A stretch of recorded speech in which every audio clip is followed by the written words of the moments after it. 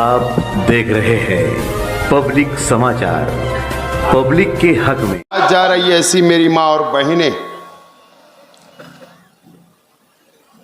सबसे पहले मैं तमामी जिम्मेदारान को और वर्करों को एक अपील करना चाहता हूं कि सबसे पहले जो आपके पास यादी स्लिप आई है वो अपने अपने इलाकों के अंदर यादी और स्लिप तकसीम करें, पाम्पलेट तकसीम करें और आखिरी के 2 दिन अपने अपने वार्ड में स्टॉल लगाकर आवाम को यादी देने की कोशिश करें। सबसे पहले तो मैं आप लोगों से अपील करता हूं। दोस्तों और साथियों, आज हम नयापुरा काबुल चौक में जलसा ले रहे हैं। नयापुरा ये दीनदारों की बस्ती है, सनतकारों की बस्ती है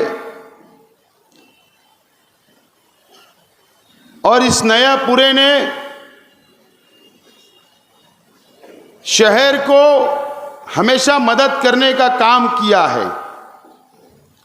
आज हम ऐसी बस्ती में, ऐसे इलाके के अंदर हम लोग जलसा ले रहे हैं। नयापुरे के अंदर निहाल अहमद मौलवी मोहम्मद उस्मान साहब ने 27 साल शहर की क़यादत की और इसी नयापुरे में आज के एमएलए मुफ्ती मोहम्मद इस्माइल कासमी साहब का भी मकान है। निहाल अहमद साहब ने सिर्फ मालेगांव शहर की क़यादत नहीं, निहाल अहमद मौलवी मोहम्मद उस्मान साहब ने महाराष्ट्र की हमेशा क़यादत की और हमेशा फिरका परस्तों से लड़ने का काम किया। इसके अंदर कोई पानी मिलाने की बात नहीं है, उसका इतराफ़ पूरा शहर करता है, महाराष्ट्र करता है और आज मैं भी कर रहा हूं। निहाल अहमद साहब और शेख रशीद साहब 2007 से पहले शहर के 2 लीडरान थे, शहर की क़यादत किया करते थे, शहर के मुसलमानों को संभालने की कोशिश किया करते थे और 2007 27 मई को म्युनिसिपल कॉरपोरेशन का इलेक्शन हुआ और तीसरे महाज की बुनियाद डाली गई। निहाल अहमद मौलवी मोहम्मद उस्मान साहब भी नहीं चाहिए और शेख रशीद साहब भी नहीं चाहिए। बुनियाद डाली गई, एक बहुत जम्बू जेट, एक बहुत बड़ा पार्लियामेंट्री बोर्ड बना शहर में उस वक्त। और नयापुरा इस इलाके से भी यासीन मेट्रो साहब मरहूम, यासीन बागला साहब, यासीन मुंशी साहब, शफीक मेडिकल वाला साहब, अल्ताफ बाबू साहब, मौलाना अयूब कासमी साहब और अनीस अजहर साहब उस वक्त पार्लियामेंट्री बोर्ड के अरकान थे। बुनियाद रखी गई और शहर के डॉक्टर, उलमा, टीचर, रिटायर्ड टीचर, एक बहुत बड़ी जम्बू जेट, उनको बहुत सपना दिखाया गया, हरा भरा बताया गया और कहा गया कि ये शहर को हमको आगे ले जाना है, इस्लाही सियासत करना है, शहर की हम नुमाइंदगी करेंगे। सब लोगों ने खुशी खुशी सब जमा हुए और तीसरे मास की बुनियाद रखी गई। और उस वक्त शहर की आवाम ने तीसरे महाज को अक्सरियत दी, शहर की आवाम ने लब्बैक कहा और उस वक्त 27 सीट तीसरे महाज को चुन कर दी, 27 सीट। आज मुझे बताइए, नयापुरे की आवाम, शहर की आवाम, शहर के मेरे बुनकर भाई या दीनी तंजीमी के जिम्मेदारान या शहर के बाशाऊर लोग मुझको बताइए कि जितना नाम मैंने नयापुरा का पढ़ा हूं, मक्की सेठ को छोड़कर एक शख्स को बता दो कि आज के एमएलए के साथ है क्या।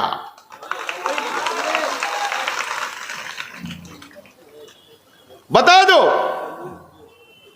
कोई नहीं है, कोई नहीं है। क्या वजह है? अब मुझे सवाल है, ऐसे कई लोग जो आज के एमएलए साहब को छोड़कर चले गए, उसकी वजह क्या कभी नयापुरे की आवाम ने जानने की कोशिश की, या उसकी वजह क्या शहर की आवाम ने जानने की कोशिश की? आपको उसको जानने की कोशिश करना चाहिए, क्या वजह यह हटे।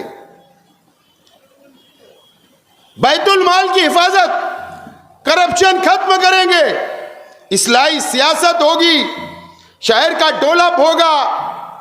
जहां पर पावरलूम कारखाने हैं वहां पर रोड पक्की पक्की बनाई जाएगी। क्या नई वादा किए मां बहनों से? हॉस्पिटल बनाए जाएंगे अलग अलग वार्डों में, बैतुल खला बनाई जाएगी। बहुत वादे किए गए, लेकिन हुआ क्या? 17 साल गुजर गए, 17 साल गुजर गए। 3 मेयर हुए।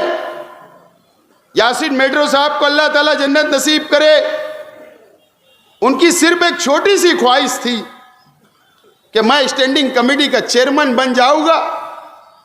उनके पड़ोसी उस वक्त शेख रशीद साहब ने कहा कि नहीं, हम आपको चेयरमैन बनाएंगे, हमारा सपोर्ट है। उनको उन्होंने स्टैंडिंग का मेंबर नहीं बनाया, तो चेयरमैन कहां से बनते?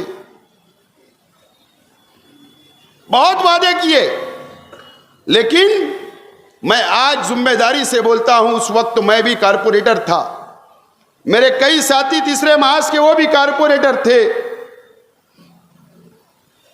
शहर में सबसे ज्यादा करप्शन, रिश्वतखोरी, सियासत के अंदर सबसे ज्यादा करप्शन, रुपये का लेन देन, सबसे ज्यादा सियासत का खराबा हुआ तो आज के एमएलए साहब की वजह से हुआ। इनकी नीयत उसी वक्त से खराब थी, उसी वक्त से खराब थी। उस वक्त तो कोई टिकट नहीं ले रहा था, किसने पैसा नहीं दिया। उसके बाद 2012 में टिकट बेचा गया, लाखों रुपया लेकर टिकट का सौदा किया गया।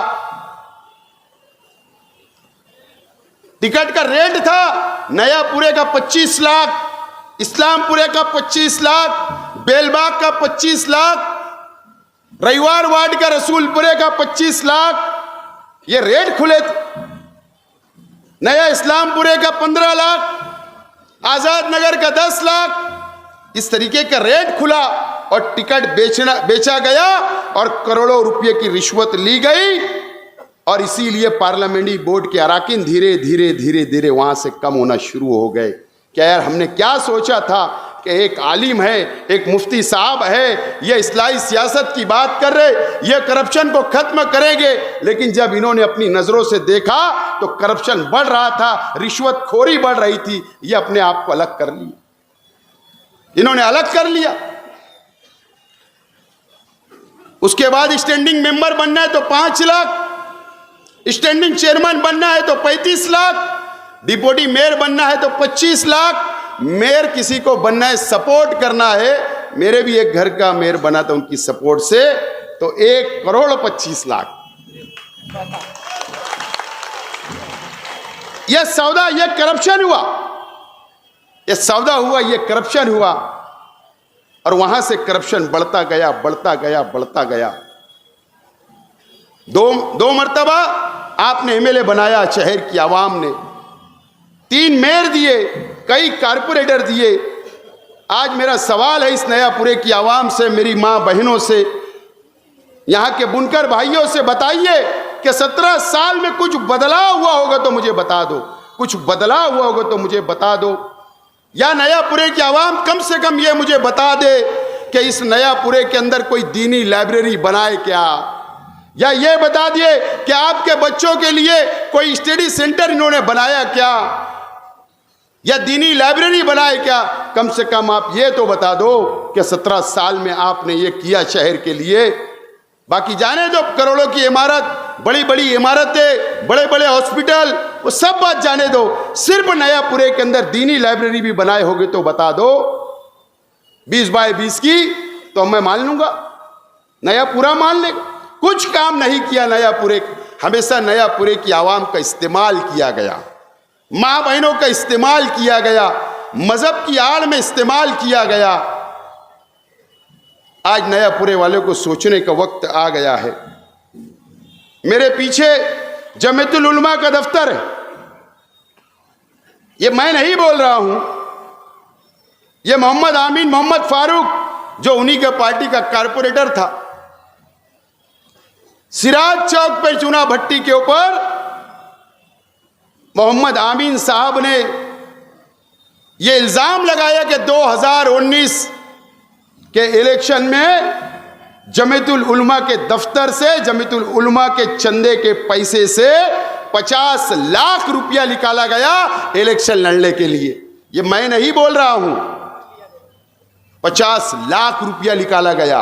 मुझे बताओ नयापुरे की आवाम, नयापुरे के बुनकर, मेरी माँ बहनें मेरी तकरीर सुन रही होगी, हम लोग चंदा किस मकसद से, किस नियत से देते, किस नियत से कि मुसलमानों के काम आएगा, दीन के काम में लगेगा, किसी की मदद होगी, हमको उसका सवाब मिलेगा। सवाब हम आखिरत के लिए नियत करते कि हम चंदा दे रहे, अल्लाह ताला उसका अज्र देगा, सवाब मिलेगी, नेकी मिलेगी और मेरी आखिरत सुधर जाएगी। आपका पैसे का इस्तेमाल 2019 की असेंबली के इलेक्शन के वक्त वो चंदे का पैसा भी इलेक्शन के अंदर लगाया गया। मेरी माँ बहनों, कब आप बेदार होगे, कब इस शहर की आवाम सोचेगी। जमीयतुल उलमा मेरे लिए बहुत मोहतरम तंजीम है, उसके अंदर कोई दो राय नहीं। जिस वक्त जमीयतुल उलमा के ऊपर पाबंदी की बात आई 2014 में, उस वक्त मैं एमएलए था और मेरा असेंबली हाउस पहला था, और उस वक्त बीजेपी के लोगों ने जमीयत पे पाबंदी की बात की, तो उस वक्त अल्लाह का करम है कि मैं शेख आसिफ था, असेंबली के अंदर खड़ा रहकर फिरका परस्तों को जवाब दिया और मैंने मुकाबला किया और तंजीम की तारीख मैंने वहां पर रखी कि यह आज़ादी, मुल्कों की आज़ादी के अंदर कुर्बानी देने वाली तंजीम ये जमीयतुल उलमा है। मैं उसके अंदर बुराई नहीं करूंगा, आगे बढ़ो नहीं, बात सवाल वो नहीं है, मैं बुराई नहीं करूंगा। लेकिन क्या जमीयतुल उलमा आपको आपके मोहल्ले के अंदर है, मुझे बताइए ईमानदारी से, मैं कोई तनकीद नहीं कर रहा हूं। देखो यार, बिल्ला लगाकर वहां से काम होता कि नहीं, बिल्ला लगाकर पार्टी का प्रचार किया जाता। मुफ्ती इस्माइल साहब जब 19 में चुन कर आए तो जमीयतुल उलमा को सजाया गया, हरी लाइटिंग लगाई गई। मुझे बताओ, चंदा तो मेरे भी मानने वाले देते हैं ना, समाजवादी के भी मानने वाले देते हैं ना, निहाल अहमद साहब को भी मानने वाले देते हैं ना, तो फिर क्या वजह तुम एक पार्टी की बात करते हो और एक पार्टी का झंडा उठाते हो? तुमको गैर जानिबदार रहना है, मेरा ऐसा मशवरा है। तंजीम को बचाओ, तंजीम को बचा लो। आज मुझे यहां पे मालूम हुआ कि सबसे बड़ा सेठ कौन है, अल्लाह ने किसको नवाजा, हलाल कमाई कौन करता है और सबसे बड़ा कौन सेठ है। तो मेरे सामने 2-3 नाम आए। एक नाम ब्लू बर्ड वाले आए, दूसरा नाम 62 नंबर फैमिली का आया, तीसरा नाम हमारे इसाक सेठ का है।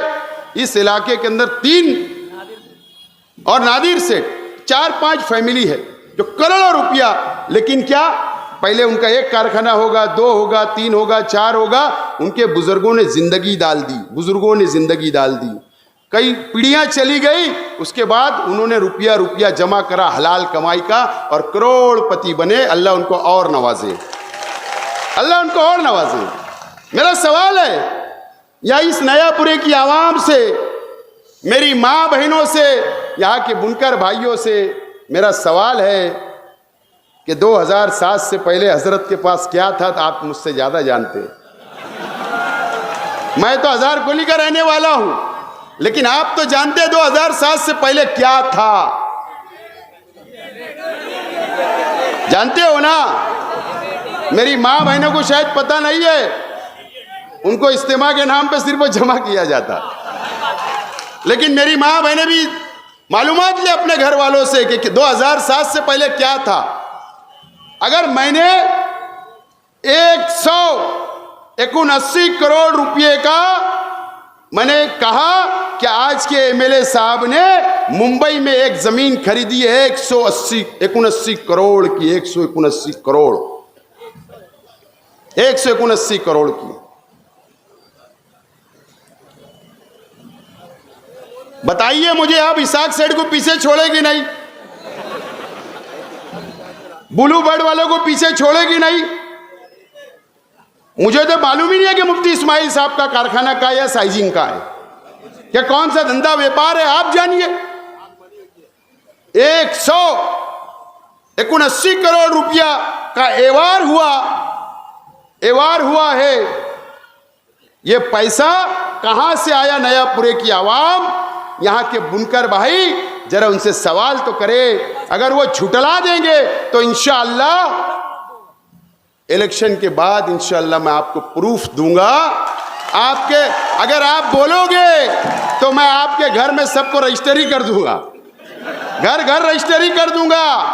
उसके ऊपर किसका किसका फोटो है, कौन कौन साक्षीदार है, कौन से सर्वे नंबर वहां का है, वो सब मेरे पास है।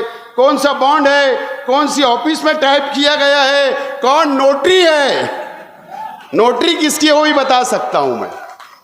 तो ये पैसा कहां से आया मुझे बताइए। नयापुरे की आवाम, उससे पूछिए तो सही, ये पैसा आया कहां से? इतना करोड़ों रुपया। सच्चाई तो ये है कि 2007 से उन्होंने शहर के मुसलमानों को मजहब के नाम पर, दीन के नाम पर, इस्लाही माशरा के नाम पर मालेगांव के मुसलमानों को धोखा देने का काम किया, और आपके आड़ में आपकी वोट लेकर करोड़ों रुपया अपना घर भरने का, प्रॉपर्टी बनाने का सिर्फ काम किया गया है। नयापुरे की आवाम को कुछ नहीं मिला और ना शहर की आवाम को कुछ मिला। यही सच्चाई है, यही सच्चाई है। कैसा हम सवाल क्यों नहीं किया जाता? अरे शरीयत के अंदर हमको सिखाया गया है, जब किसी बुराई को देखो, जब किसी बुराई को देखो तो अपने हाथ से रोको। हदीस है, जब कोई बुराई को देखो तो अपने हाथों से रोको, और अगर नहीं रोक सकते, हाथ से नहीं रोक सकते, तो जबान से रोको, जबान से रोको। और जबान से नहीं रोक सकते तो दिल में कम से कम बुरा सोच लो। ये हदीस है ना। अगर आप देख रहे हैं नयापुरे की आवाम दीनदार है, ये मस्जिद और मीनारों का शहर है हमारा, हम मुसलमान हैं, ईमान वाले हैं, हम इस्लाम को मानने वाले हैं। अगर आप देख रहे हैं तो आप हाथ से नहीं रोक सकते, आप जबान से नहीं रोक सकते, कम से कम दिल के अंदर बुरा सोच लीजिए। इतना तो कर सकते हो, एक हदीस पे अमल तो करो। फिर एक मर्तबा आपको, ठीक है, मैं दुआ करता हूं अल्लाह ताला सेहत दे, तंदुरुस्ती दे, किसी भी शख्स, कल मुझे भी हो सकता, उसके अंदर मैं कभी सियासत नहीं करूंगा, लेकिन शहर सियासत हो रही है। माँ बहनों को जमा किया जा रहा है, माँ बहनों को दुआएं करवाई जा रही है। अच्छी बात है, करना चाहिए, कोई बुराई नहीं, मैं साथ हूं। लेकिन आखिरी के 5 मिनट में जो वोट मांगी जा रही है, मुझे बताइए कि सियासत अलग, मजहब अलग और बीमारी अलग, ये होना चाहिए कि नहीं? लेकिन ये शहर को फिर मर्तबा धोखा देने की कोशिश की जा रही है। मैं नयापुरे की आवाम से आज बहुत अपील करने के लिए आया हूं और खास तौर से बुनकर भाइयों को कि आप मुझको वोट दे, मुझे कामयाब करे। मैं आपसे अपील करता हूं, मेरी मां बहनों से अपील करता हूं, देखो मेरी सोच अलग है। देखो मैं आपके बच्चों को तलबो तालबात को मैंने किताबें दी थी, मैंने कंप्यूटर दिया था, मैंने नीट सेंटर का संग बुनियाद रखा, मैंने फलाई उम्मत दिया, मैंने उर्दू घर दिया, मैंने किताबें दी। ये सब किसने दिया? मैं आपके बच्चों के बारे में सोचता हूं। मैंने मैनिफेस्टो में वादा किया कि मैं सोलार 24 लूम के कारखाने पे लगाऊंगा। उस ताल्लुक से मैं डिटेल जो है पीर के दिन मैं 2 बजे प्रेस कॉन्फ्रेंस लेकर उसकी डिटेल में बताने वाला हूं। मैंने मस्जिदों पे सोलार लगाया, आपको सबको पता है। मैं काम करने वाला हूं और मैं आपसे अपील करता हूं, बैठिए अभी 5 मिनट है। मुझ पर इल्जाम लगाए, क्या इल्जाम लगाए? मैं बीजेपी में जाऊंगा। इतना बेवकूफी वाली बात करते हो, मेरा मुस्तकबिल खराब करूंगा। अरे ये जो पार्टी है ना, इस्लाम चौड़ में मना किया गया, नहीं बोलता, लेकिन ये जो पार्टी है, ये party all India election commissioner से रजिस्टर है। मैं उस पार्टी का उम्मीदवार हूं।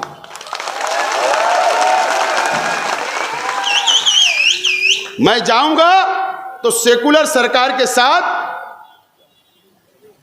और नहीं तो अपोजिशन में बैठूंगा। एकदम साफ मेरा नारा है। अजीत दादा के ताल्लुकात घर पर, सियासत में नहीं, घर पर।